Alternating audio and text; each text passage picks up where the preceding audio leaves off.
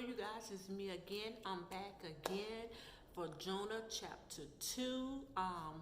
We all know that in chapter 1, Jonah was rebellious against God. He didn't do what God wanted him to do. So he decides to go left when God told him to go right. And so God just disrupted that whole little thing he had going on and showed him who's in charge. But in the end, Jonah still delivered on what God had for him to do. So in chapter 2. So I'm going to read the first verse in chapter 2. Then Jonah prayed to the Lord his God from inside the fish. He said, I cried out to the Lord in my great trouble, and he answered me. I called to you from the world of the dead, and Lord, you heard me. So therefore, Jonah was in this fish 3 days and 3 nights. So I don't know if Jonah prayed on the first night, or he prayed on the second night, or he prayed every night. I don't know if he waited to the third night and prayed, but either way it go, he was in the belly of the fish for 3 days and 3 nights. So that gave him a lot of chance to just think about what he done. You know, it gave him a chance to pray and just think and just, you know, automatically he was out of the presence of God. Not that God was angry with him, but he was punishing him. So Jonah cried out to God that whatever it is that you want me to do, once again, God is a God of second chances.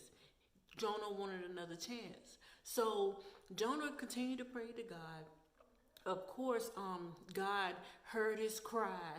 That's just like us. You know, we may be drowning in our sins or our sorrows or whatever it is that is not the will of God for us.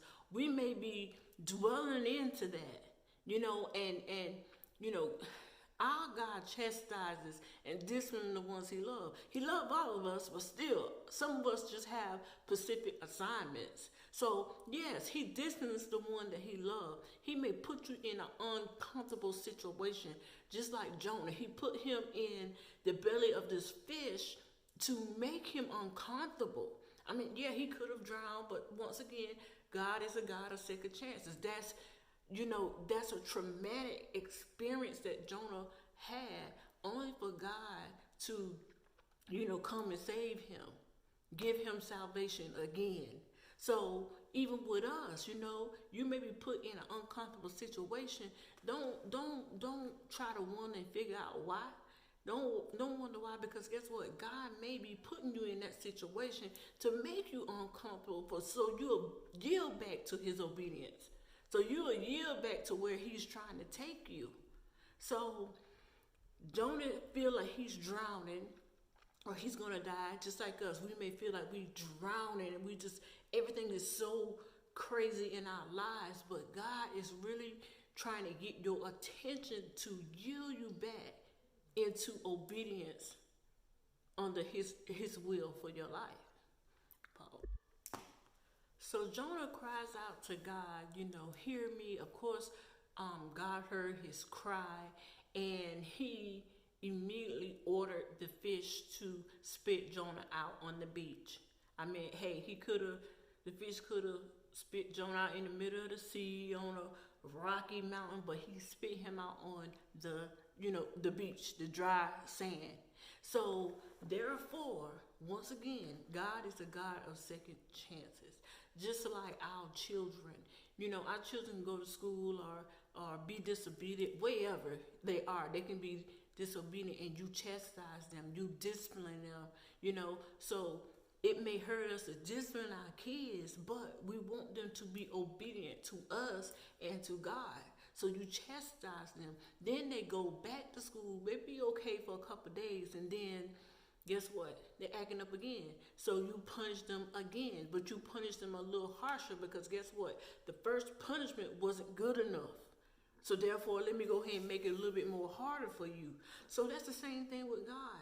When we're not walking in obedience, or we being disobedient, he disciplines us. He takes things away from us. We all know warning comes before destruction. So therefore, he's giving you a warning sign.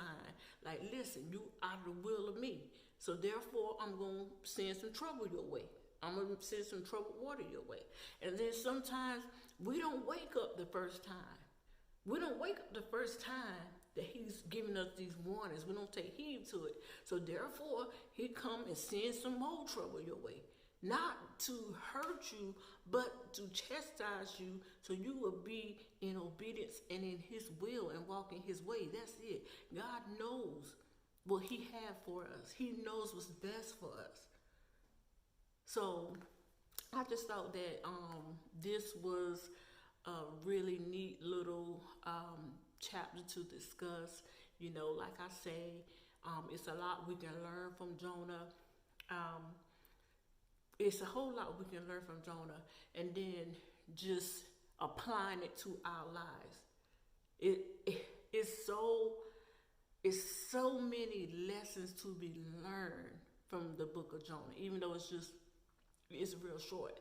But anyway, with Jonah chapter 2, learn to walk in obedience. Because if you're disobedient, God will send a storm your way.